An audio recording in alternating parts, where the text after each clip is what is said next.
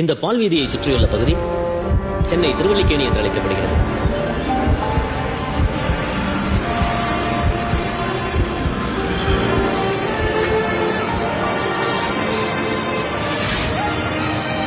திருவல்லிக்கேணியில் மட்டும் கருப்பையா மேன்ஷன் மாதிரி 800க்கும் அதிகமான மேன்ஷன்கள் உள்ளன. இதுதான் நாம் வாழும் மண்டபம்.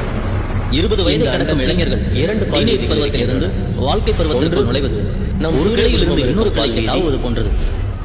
அப்படி தாவும்போது அந்தரத்தில் இருக்கும் பருவம்தான் இந்த மேன்ஷன். இந்த மேன்ஷன்களில் வாழ பழகிவிட்டால் நிலாவிலும் வாழ்ந்து விடலாம். ஏனென்றால் இங்கும் காற்றும் நீரும் இருப்பதில்லை. கருப்பையா நீர் வர வைக்கும் இதன் அவல வாழ்க்கை அக்கம்பக்கத்து குடும்பவாசிகளுக்கு கூட தெரிந்திருக்க வாய்ப்பில்லை. வேலை தேடி சென்னை நோக்கி வரும் ஏராளமான இளைஞர்களுக்கு இந்த மேன்ஷன்கள் தான் அடைக்கலாம். சில நேரங்களில் கருப்பையா வயதான இளைஞர்கள் ராஜாஜி முதல்வராக நடந்த போது